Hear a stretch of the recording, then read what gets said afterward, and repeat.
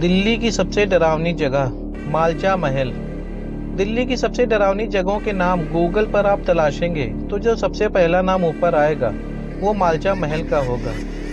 तरह तरह की कहानियां हैं इस जगह को लेकर। अधिकतर लोगों को तो इस जगह के बारे में पता तक नहीं है, और जिन्हें भी पता है उन्हें ये नहीं मालूम कि आखिर ये जगह है कहाँ। चाणक्यपुरी के सुनसान जंगली इलाके के बीच स्थित ये महल उस जंगल में ढूंढना भी आसान काम नहीं है। ये संभावना जरूर है कि इस महल तक पहुंचने में आपके शरीर में सिहरन दौड़ती रहेगी, क्योंकि एक तो इलाका पूरी तरह सुनसान है, ऊपर से जंगली जानवर और कटीली झाड़ियों और नागफनी के पौधों जंगलों के पीछे छिपा ये मालचा महल आपको किसी डरावनी फिल्म के सेट से भी ज्यादा डरावना प्रतीत हो सकता है। इसलिए अगर आए तो दिल को मजबूत करके आए।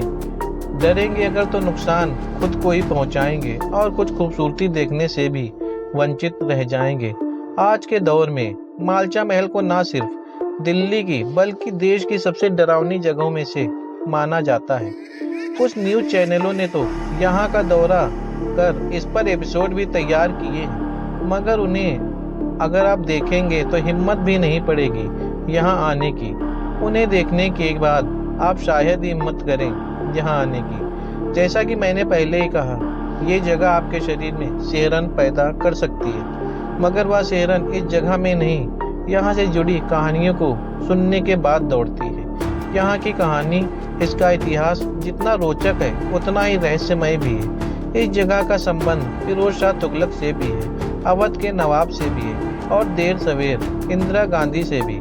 सोचिए, इतने प्रसिद्ध लोगों से संबंधित होने के बावजूद आज भी ये जगह सबकी नज़रों से अनजान है, और हाँ, सुनसान भी है। असल में मालचा महल कोई महल नहीं है, बल्कि एक शिकारगाह थी।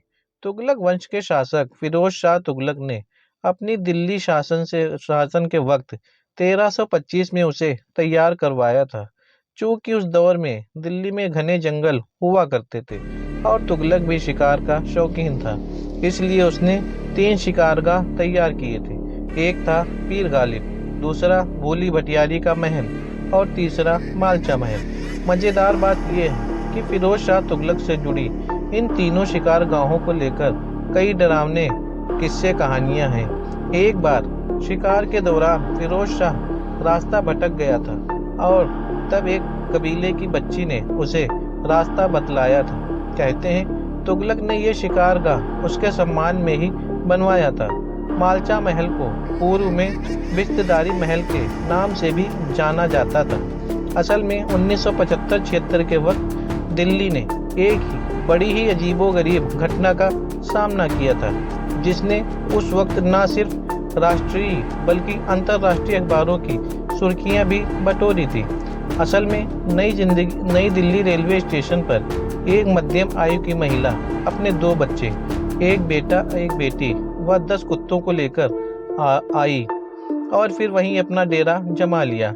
दिल्ली रेलवे स्टेशन की भाग दौड़ के बीच प्लेटफॉर्म नंबर 1 पर बैठी वह महिला बेहद इत्मीनान से थी, शांत और गंभीर। बाद में पता चला कि वह महिला बेगम विलायत महल है, जो कि अवध के भूतपूर्व नवाब वाजिद अली शाह की परपोती होने का दावा कर रही थी।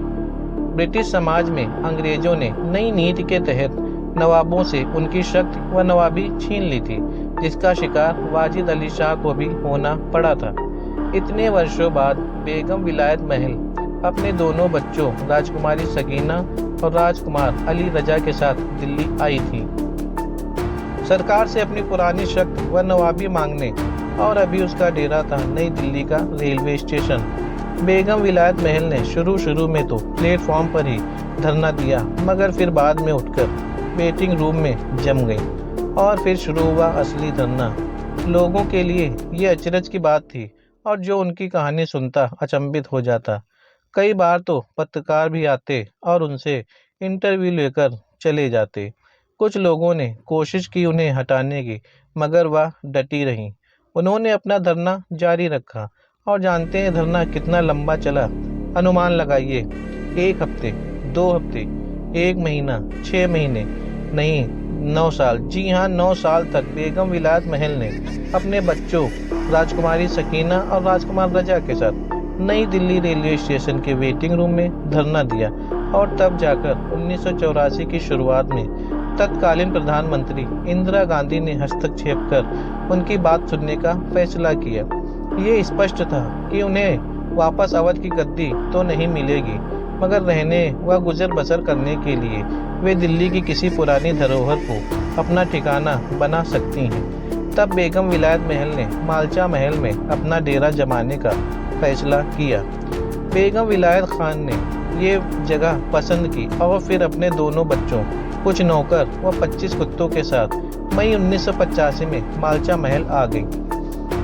अब इस कहानी का जो दूसरा हिस्सा शुरू होता है, असल में वही जगह से जुड़ी डरावनी कहानियों के पीछे की मुख्य वजह है। सदियों से वीरान पड़े मालचा महल में 1985 से लेकर 2017 तक बेगम विलायत महल के परिवार के सदस्य रहे और अचरज की बात यह है कि उस जगह पर ना तो बिजली की कोई व्यवस्था है और ना ही पानी की। तो अगले 30 से भी अधिक वर्षों तक कोई वहां कैसे रहा, ये खुद में एक रहस्य है। आज के दौर में हम कल्पना भी नहीं कर सकते ऐसे रहने की। और वहां तथाकथित अवध के नवाब के वंशज 30 सालों तक सांपों, छिपकलियों और चमगादड़ों के बीच रहे।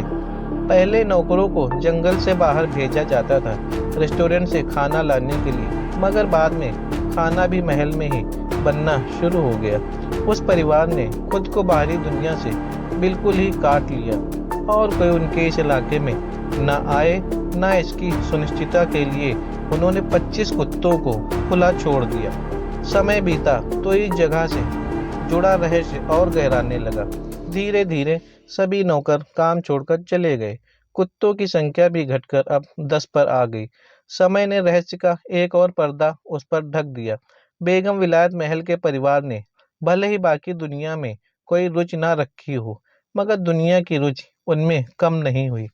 सबको लगता था कि इस परिवार के पास कोई गुप्त खजाना है जिसे उन्होंने इस महल में सुरक्षित रखा हुआ है। चोरों डाकुओं की नजर भी इस ओर थी, मगर कुत्तों के डर से किसी की हिम्मत नहीं पड़ती थी इस ओर आने की। हाँ, कुत्तों को बहला फुसलाकर धीरे धीरे जहर देकर मारा जाने लगा और यही वजह थी कि उनकी संख्या उस वक्त 25 से घटकर 10 पर आ गई थी। यह सब हो ही रहा था कि सन 1993 के सितंबर माह में एक रोज बेगम विलायत महल ने भी अपनी हीरे की अंगूठी को निगलकर आत्महत्या कर ली। उनकी मौत के बाद उनके शरीर को पीछे की ओर दफना दिया गया। दोनों बच्चों ने और डाकुओं का शक और गहरा हो गया। मौका देखकर बाकी कुत्तों को भी जहर देकर मार दिया गया और फिर एक रात सेंध लगी बेगम विलायत महल की कब्र पर, क्योंकि डाकुओं का अनुमान था कि शायद खजाना वहां छिपा है। पहले तो उन्होंने महल की जमीन को खोदा, जिसे अगर आप आज देखोगे तो पाएंगे कि फर्श पर नए तरह का पत्थर लगा हुआ है। महल में तलाशी लेने के बाद बेगम विलायत महल की कब्र भी खोद दी गई। कहते हैं खजाना तो नहीं मिला, मगर कुछ चांदी के बर्तन, घड़ी और कुछ अन्य कीमती सामान लेकर डाकू भाग गए। विलायत महल की कब्र खोद दी गई थी, लाश बाहर थी। इस घटना ने राजकुमार रजा व राजकुमारी सकीना को बेहद आहत कर दिया था और कहते हैं कि वे दोनों अगले 10 दिन तक महल के बड़े ही हॉल की मेज पर बेगम विलायत महल का शरीर रखकर लगातार रोते रहे थे। बाद में उनके शरीर को दफनाने की जगह जला दिया गया। बेगम विलायत की मौत के बाद भी खाने की मेज पर उनके लिए खाना लगाया जाता था। इस घटना के कुछ साल बाद राजकुमारी सकीना भी संदिग्ध अवस्था में मौत हो गई। राजकुमार ने कई महीनों तक इस बारे में किसी को नहीं बताया था, पर बाद में अपने एक साथी को लिखे पत्र में उन्होंने स्वीकारा कि उनकी बहन मर चुकी है और उनके शरीर को उन्होंने स्वयं दफना दिया है। माँ और बहन की मृत्यु के बाद राजकुमार रजा अगले कई सालों तक अकेले ही उस जगह पर रहे, बिना किसी सहायता के, बिना किसी सुविधा के। बस 2 आवारा कुत्ते थे और एक बंदूक, जिसके लिए उन्हें सरकार से विशेष अनुमति मांगी थी कि बेगम विलायत महल के साथ हुई घटना के बाद यदि भविष्य में कभी किसी ने उनके क्षेत्र में कदम रखने का प्रयास किया तो उसे मार दिया जाएगा।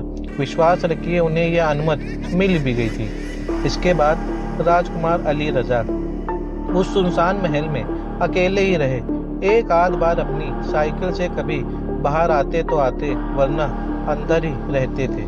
कभी कभी उनसे मिलने दिल्ली अर्थ स्टेशन से कोई मिलने आ जाता, या हर शाम को गश्त करने आई पुलिस। इसके अलावा उनका सार्वजनिक जीवन से और कुछ नाता नहीं था।